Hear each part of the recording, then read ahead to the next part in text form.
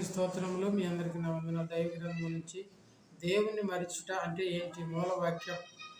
దుష్టులు దేవుని మరచు జనులందరూ పాతాళంలోకి దిగిపోదు. కీర్తన గ్రంథం 9:7 అసలు ఏమేమి మర్చిపోతారు? దుష్టులు ఏమేమి మర్చిపోతారు? మరచిన సంగతులు, నిబంధనను మరిచారు. ద్వితీయోపదేశకాండం 4:23 ఒక నిబంధన చేశాడు దేవుడు. ఆ నిబంధన వాళ్ళు మర్చిపోయారు. దేవుని మరిచిన న్యాయాధిపతులు చూడండి, 3:7 దేవుని మర్చిపోయారంట. సృష్టిని పూజిస్తున్నారు కానీ దేవుని పూజించట్లేదు, దేవుని ఆరాధించట్లేదు, దేవుని కొనియాడట్లేదు, దేవుని నామాన్ని హెచ్చించట్లేదు, గణపరచట్లేదు, కానీ సృష్టిని పూజిస్తా ఉన్నారు. దేవుడు చేసిన ఉపకారములు మరచుట. న్యాయాధిపతులు 8:35 దేవుడు ఎన్నో మేళ్ళు చేశాడు. వ్యాధులు ఉన్నప్పుడు బాగు చేశాడు, అది దెయ్యం పెట్టినప్పుడు బాగు చేశాడు, జబ్బుల్లో బాగు చేశాడు, మరణ పడకలోంచి లేవనెత్తితే దేవుని మర్చిపోయి చూడండి ఇష్టానుసారంగా ప్రవర్తించే వారిగా ఉంటున్నారు, ఇష్టానుసారంగా నడుచుకునే వారిగా ఉంటున్నారు. చాలామంది ఇష్టానుసారంగా ప్రవర్తించే వారిగా ఉంటున్నారు, దేవుని మర్చిపోతున్నారు. అక్కడ చూస్తే కీర్తన గ్రంథం 78:11 ఆశ్చర్య క్రియలను మరిచిరి. ఎన్నో ఆశ్చర్య కార్యాలు, ఎన్నో అద్భుత కార్యాలు, ఎన్నో సూచక్రియలు, మహాత్మ కార్యాలు గొప్ప గొప్ప దేవుడు చేస్తే వాటిని అన్నిటినీ మర్చిపోతున్నారంట. నా జనులు లెక్కలేనని దినములను మర్చిపోయారు అంటున్నాడు. పెళ్లి కుమార్తె లెక్కలేనని దినములు మరిచారంటున్నాడు. ఎన్నిసార్లు మరిచారంటున్నాడు చూడండి. ఇర్మియా గ్రంథం 2:32 లెక్కలేనని దినములు మరిచారంటున్నాడు. కనిక తన ఆభరణమును మరచునా, పెళ్లి కుమారి తన వడ్డానమును మరచునా, లెక్కలేనని దినములు నన్ను మర్చిపోయారంటున్నాడు దేవుడు. వారి వ్యాధి పోయాక, వారి బాధ పోయాక, వారికి ఇబ్బంది పోయాక, వారి కష్టం పోయిన తర్వాత గర్విస్తూ ఉన్నారంట. అందుకని ఆయన కార్యాలు చూడండి.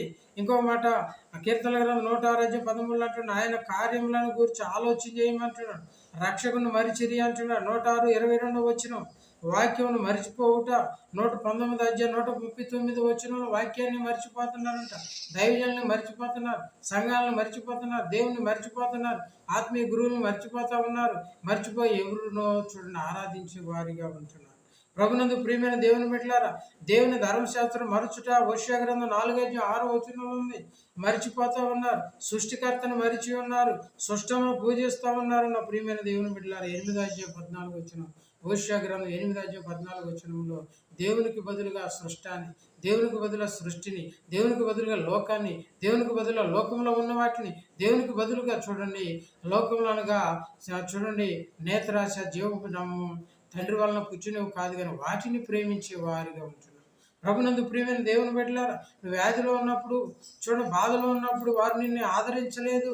దేవుడు నిన్ను బాగు చేశాడు. దైవజనుని బట్టి ప్రార్థన చేశాడు. దైవజనుడు ఉపవాసాన్ని కన్నీరు గార్చి ప్రార్థన చేసినప్పుడు దేవుడు ఆరోగ్యాన్ని ఇచ్చాడు, ఆ స్వస్థతని ఇచ్చాడు. ఈ స్థితిగతులను దేవుడు వల్ల కలిగి మర్చిపోతా ఉన్నాం. అందుకని సృష్టికర్తను మర్చి ఉన్నారు అంటున్నాడు. శుద్ధి కలిగిన సంగతిని మర్చిపోతున్నారు, పరిశుద్ధమైనది మర్చిపోతూ ఉన్నారు, నీతి మర్చిపోతున్నారు, యథార్థత మర్చిపోతూ ఉన్నారు, లెక్కలేనని దినాలు మర్చిపోతూ ఉన్నారని వాక్యం సెలవిస్తూ ఉంది. ఎన్నిసార్లు మరుస్తున్నారు చూడండి, లెక్కలేనన్ని సార్లు మర్చిపోతున్నారు. తృప్తి పొంది గర్వించి మర్చిపోతూ ఉన్నారంట. మూలవాక్యం అంటున్నాడు, దుష్టులను దేవుని మరచు జనులందరూ పాతాళంలోకి దిగిపోవద్దు అంటున్నాడు. నా నిబంధనను మర్చితే ఉపయోగం, దేవుని మర్చితే ఉపయోగం లేదు. ఉపకారాలు మరచుట, ఆశ్చర్య కార్యాలను మరచుట, ఆయన కార్యములను మరచుట, రక్షకును మరచుట, వాక్యమును మర్చిపోవుట, దేవుని ధర్మశాస్త్రం మరచుట, సృష్టికర్తను మరిచి ఉన్నారు, శుద్ధి కలిగిన సంగతి మర్చిపోతున్నా ఉన్నారు, లెక్కలేనని దినాలు మర్చిపోతున్నారు. దేవుని మర్చిపోతే ఉపయోగం ఉండదు. కనుక ప్రభునందు ప్రియమైన దేవుని బిడ్డలారా, దేవుని స్నేహితులారా, దేవుడి చిన్న వాక్యాన్ని దీవించునుగాక. ఆమేన్.